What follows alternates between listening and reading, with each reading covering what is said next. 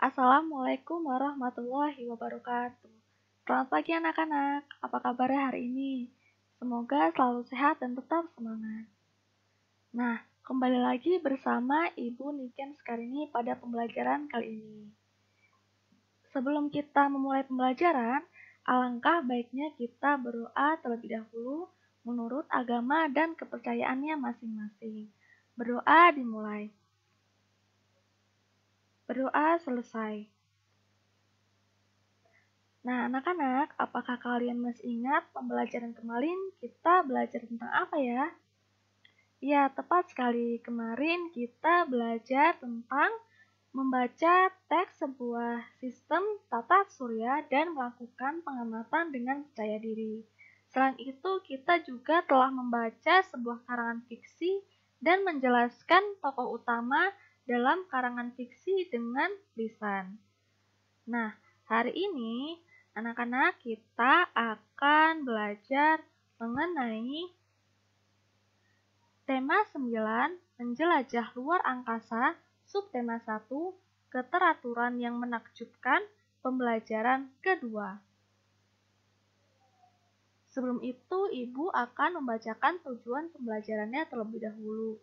Yang pertama, siswa dapat meningkatkan keingintahuan dan mempresentasikan tentang planet tata surya dengan percaya diri. Yang kedua, dengan membaca cerita fiksi, siswa dapat menceritakan kembali jalan cerita dan tokoh-tokoh dalam teks fiksi secara lisan, tulisan, dan visual dengan percaya diri. Yang ketiga, dengan memperhatikan interval nada, siswa dapat menyanyikan lagu sederhana dengan seksama. Nah, tata surya kita terdiri atas 8 planet. Kedelapan planet tersebut mengelilingi matahari sebagai pusatnya. Perhatikan dengan seksama planet-planet itu. Berilah nama setiap planet dalam tata surya kita memiliki ciri dan keunikan masing-masing. Tahukah kamu ciri dan keunikan planet-planet tersebut? Nah, Udin dan Made memperhatikan gambar susunan tata surya dengan seksama. Mereka menamai planet-planet itu satu persatu. Made terlihat memegang penggaris dan meletakkannya di atas gambar planet-planet itu. Udin, apa yang kamu akan lakukan dengan penggaris itu, Made? Tanya Udin. Made menjawab, aku hanya ingin membandingkan mana planet yang paling besar dan mengurutkannya. Jawab Made. Udin menjawab, oh ya, aku juga ingin mengetahuinya. Tetapi sebenarnya kita dapat membacanya pada bacaan ini. Di dalam bacaan ini, setiap planet dalam tata surya dijelaskan secara lengkap. Yuk kita baca bersama. Nah, di sini terdapat bacaan tentang mengenal tata surya. Manusia mempelajari sistem tata surya melalui penelitian. Mereka melakukannya selama bertahun-tahun untuk menjawab misteri tentang luar angkasa. Ada apa di sistem tata surya kita? Sistem tata surya menjadikan matahari sebagai pusatnya. Matahari adalah sebuah bintang raksasa yang sangat panas seperti bola pijar. Di sekeliling bola berpijar, ada lingkar cahaya berisi gas panas yang disebut korona. Suhu di permukaannya hampir 6.000 derajat Celcius. Suhu inti matahari mencapai 15 juta derajat Celcius. Percikan panasnya dapat membakar segala sesuatu hingga 97 km. Namun, matahari hanya tergolong bintang sedang. Masih banyak bintang besar yang jauh lebih besar dan lebih panas dari matahari. Nah, planet apa yang terdekat dengan matahari? Planet ini bernama Merkurius. Planet Merkurius berjarak 58 juta kilometer dari matahari. Merkurius sulit terlihat di langit pada malam hari jika dilihat dari bumi. Merkurius baru terlihat setelah matahari terbenam. atau sebelum matahari terbit. Keunikan dari Merkurius adalah melesat cepat mengelilingi matahari, tetapi berotasi sangat lambat. Satu hari di Merkurius sama dengan 30 hari di Bumi. Nah, planet berikutnya adalah planet Venus. Planet Venus merupakan planet terdekat dari Bumi. Venus lebih panas dibandingkan Merkurius yang lebih dekat dengan matahari. Hal ini terjadi karena planet Venus memiliki lapisan atmosfer tebal yang dilapisi awan. Oleh karena itu, pancaran sinar matahari terperangkap di dalamnya. Awan yang mengelilingi Venus menjadi salah satu keunikan planet ini. Awan tersebut terlihat indah karena memantulkan cahaya matahari. Selain itu, Venus menjadi planet paling terang di antara planet-planet dalam sistem tata surya. Venus melakukan rotasi dengan arah yang berlawanan dengan arah rotasi planet-planet lainnya. Venus berotasi searah dengan jarum jam. Satu hari di Venus sama dengan 243 hari di Bumi. Nah, planet ketiga adalah Bumi, yang disebut sebagai planet biru. Sebagian besar Bumi ditutupi oleh lautan, sehingga nampak biru. Bumi diselimuti oleh udara tebal yang disebut atmosfer. Fungsi dari atmosfer untuk menyaring panas dari matahari sehingga tidak terbakar. Planet setelah Bumi adalah Mars. Mars dijuluki sebagai planet merah. Planet ini disebut-sebut paling menyerupai Bumi. Satu hari di Mars sama dengan 24,6 jam di Bumi. Ia juga memiliki kutub yang diselimuti es. Suhu udara di Mars lebih dingin daripada suhu di Bumi, yaitu sekitar 63 derajat Celcius di bawah nol, karena letak Mars yang lebih jauh dari matahari dibanding Bumi. Mars juga memiliki lapisan atmosfer, namun lebih tipis dibanding Bumi. Planet kelima adalah planet Jupiter. Planet Jupiter adalah planet terbesar di dalam tata surya. Suhu di planet ini pun sangat rendah, mencapai kurang lebih minus 100 derajat Celcius. Planet Jupiter merupakan planet yang sebagian besar terdiri atas gas. Letak inti planetnya pun jauh di tengah. Planet ini memiliki bintik merah yang ternyata merupakan badai raksasa. Nah, planet keenam dalam sistem tata surya adalah planet Saturnus. Saturnus terlihat memiliki cincin yang melingkari tubuhnya. Cincin tersebut terdiri atas lingkaran bebatuan, debu, dan es yang terperangkap dalam orbit mengelilingi planet tersebut. Saturnus merupakan gas raksasa yang berputar sangat cepat. Hal ini menyebabkan bagian ekuatornya menggembung. Oleh sebab itu, kutubnya tampak lebih datar dibanding planet lainnya. Saturnus memiliki beberapa satelit yang lebih banyak dibanding Bumi yang hanya memiliki satu. Salah satu satelit yang paling terkenal yang mengelilingi Saturnus adalah Titan. Nah, planet Uranus merupakan planet ketujuh dalam sistem tata surya. Planet Uranus berputar miring karena porosnya yang hampir sejajar dengan orbitnya. Suhu planet ini sangat dingin, yaitu sekitar minus 212 derajat Celcius. Planet yang berada di urutan paling jauh dari matahari adalah planet Neptunus. Planet ini tampak berwarna biru gelap dari kejauhan dan tidak memiliki permukaan yang nyata. Sama halnya dengan Jupiter, Saturnus, Uranus, dan planet ini juga terdiri atas gumpalan gas. Atmosfernya dipenuhi dengan gas metana dan sering terjadi badai yang sangat besar. Salah satu satelit yang mengelilingi Neptunus bergerak berlawanan arah dengan satelit-satelit dan planet-planet lainnya. Nah, ayo menulis. Membuat pertanyaan merupakan salah satu cara untuk menyatakan rasa ingin tahu terhadap sesuatu yang sedang ada dalam pikiran kita. Membuat pertanyaan dapat dibantu dengan menggunakan kata tanya. Beberapa kata tanya tersebut telah sering kamu gunakan, yaitu ada apa, mengapa, siapa, kapan, di mana, dan bagaimana. Gunakan kata-kata tanya tersebut untuk membantumu menuliskan pertanyaan-pertanyaan tentang hal-hal yang ingin kamu ketahui lebih dalam tentang sistem tata surya kita. Tuliskan di tempat yang telah disediakan.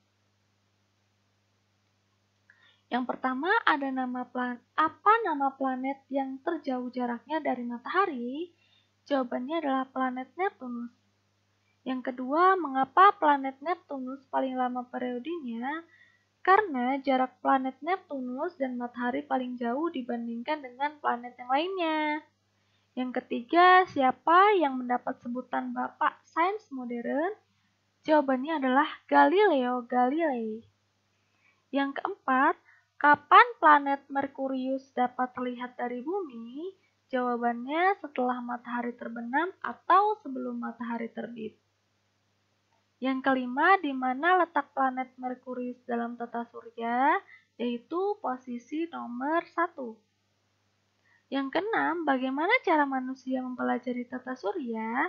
Jawabannya, manusia mempelajari tata surya melalui penelitian. Pernahkah kamu bertanya bagaimana para ilmuwan pada zaman dahulu mengetahui adanya sistem tata surya, sedangkan pada saat itu teknologi belum secanggih sekarang? Para ilmuwan bekerja dan mengamati dengan menggunakan segala sesuatu yang ada di sekitarnya untuk mempelajari fenomena alam, termasuk sistem tata surya. Salah satu yang dilakukan oleh para ilmuwan adalah membuat model. Apakah model dalam ilmu pengetahuan dan bagaimana perannya dalam pengembangan ilmu pengetahuan? Simaklah bacaan berikut ini. Nah, pentingnya membuat model dalam pengembangan ilmu pengetahuan. Para ilmuwan yang mengamati dan meneliti suatu benda atau fenomena alam mempunyai kewajiban untuk menyampaikan hasil penelitiannya kepada masyarakat. Tidak hanya masyarakat yang terdiri dari sekumpulan para ilmuwan, tetapi juga masyarakat pada umumnya.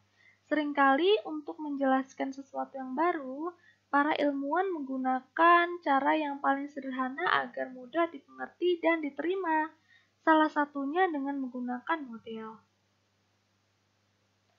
Model dalam ilmu pengetahuan dapat mewakili gagasan dan hasil penelitian para ilmuwan untuk menjelaskan fenomena tertentu.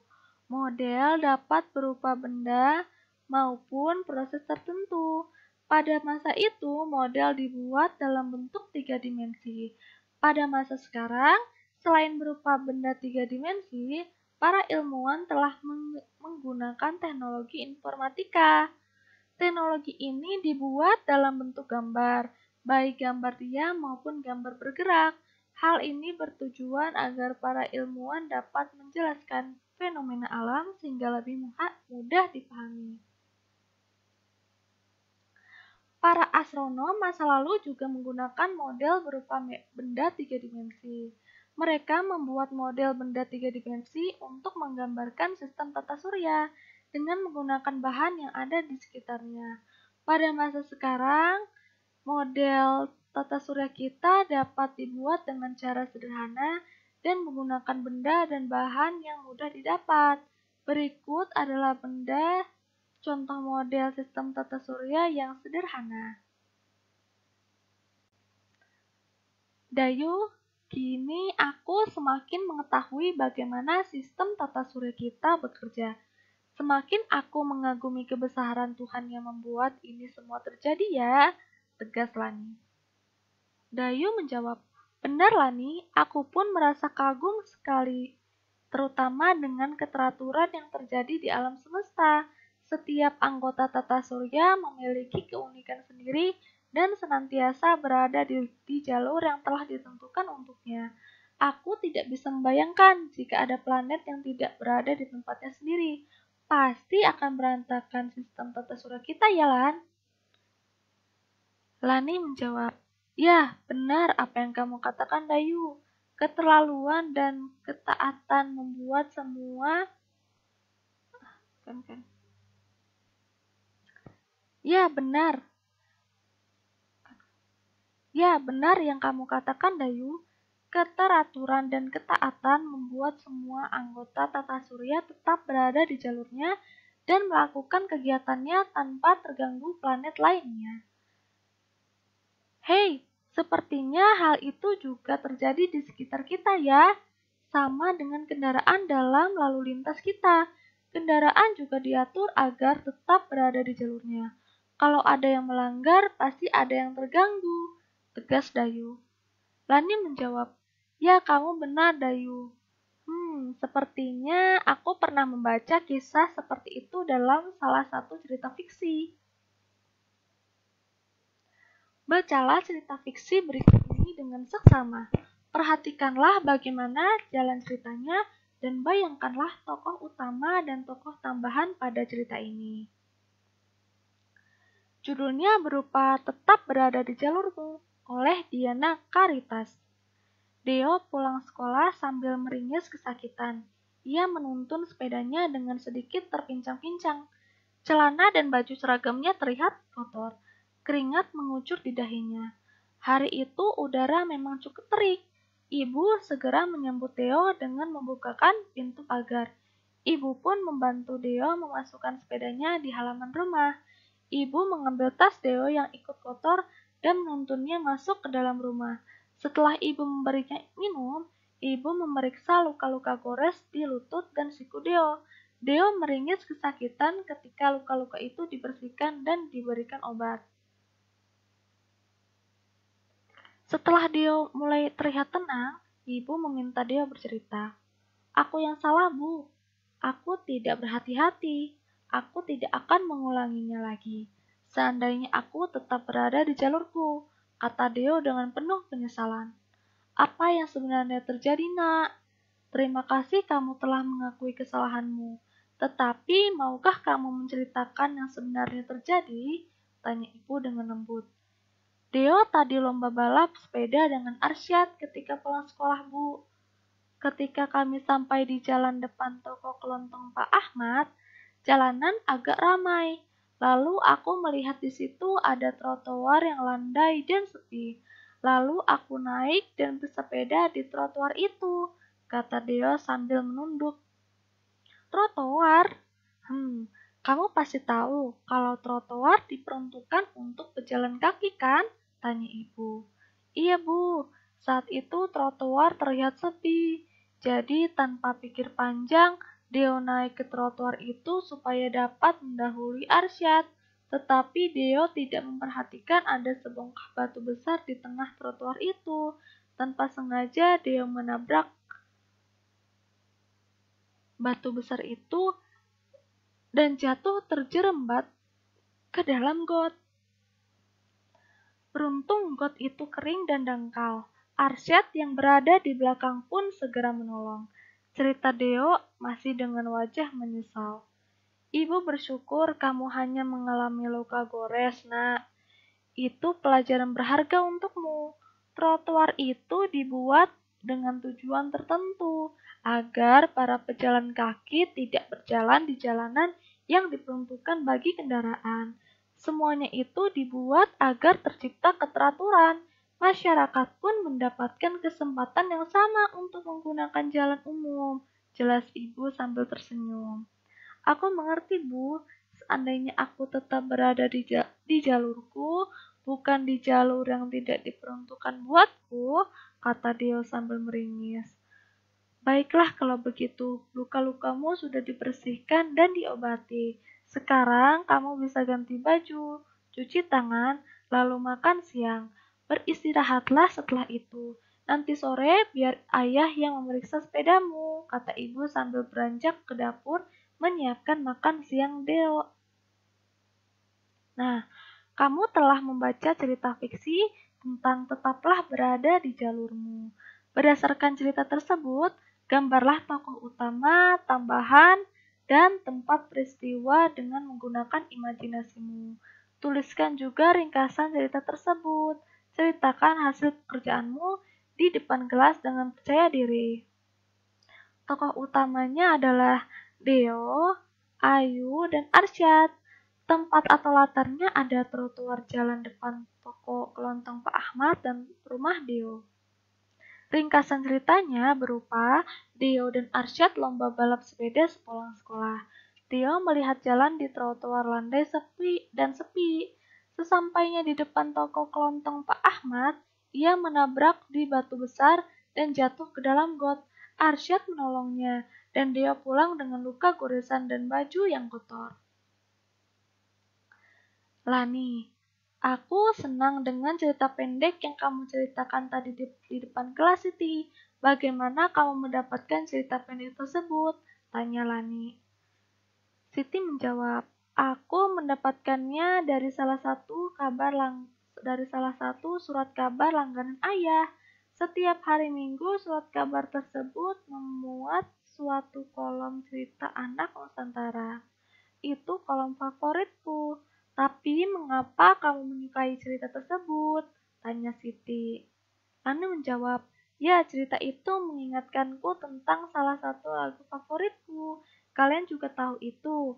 Maukah kamu menyanyikan lagu Ambilkan Bulanku bersamaku? Nah, di sini terdapat sebuah lagu yang berjudul Ambilkan Bulanku ciptaan A.T. Mahmud.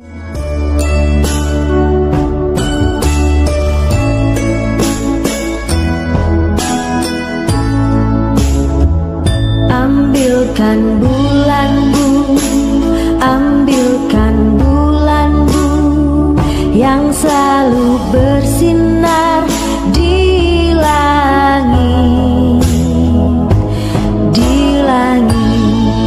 bulan benderang, cahyanya sampai ke bintang. Ambilkan bulanku untuk menerangi tidurku yang lelap di malam gelap.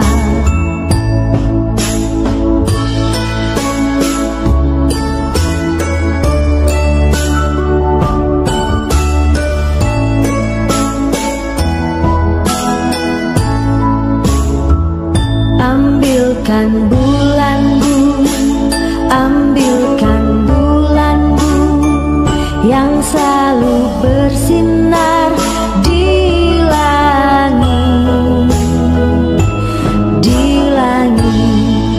bulan benderang, cahyanya sampai ke bintang.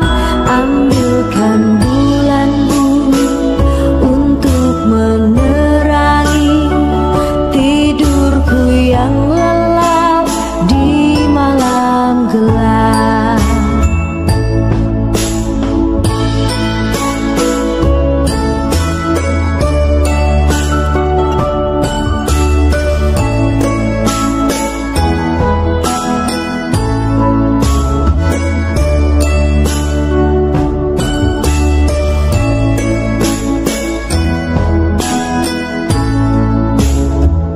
Ambilkan bulanku, ambilkan bulanku yang selalu bersinar di langit,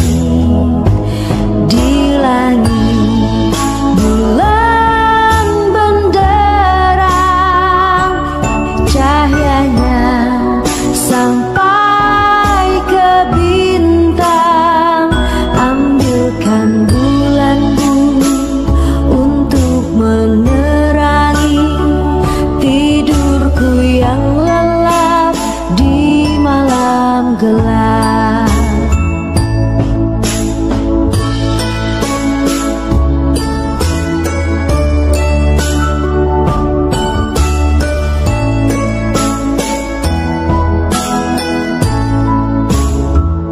Ambilkan bulanku, ambilkan bulanku yang selalu bersinar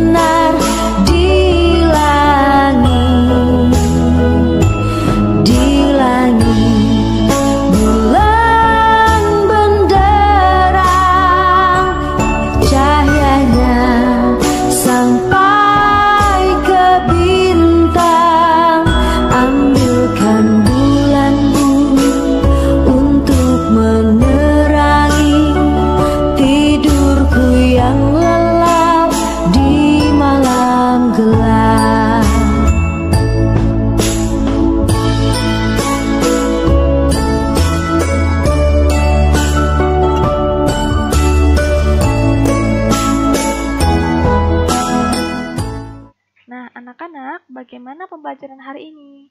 Semoga semangat dan menyenangkan ya. Nah, hari ini kita telah mempelajari mengenai sistem tata surya yang ada di luar angkasa serta susunan-susunan planet yang ada di sistem tata surya.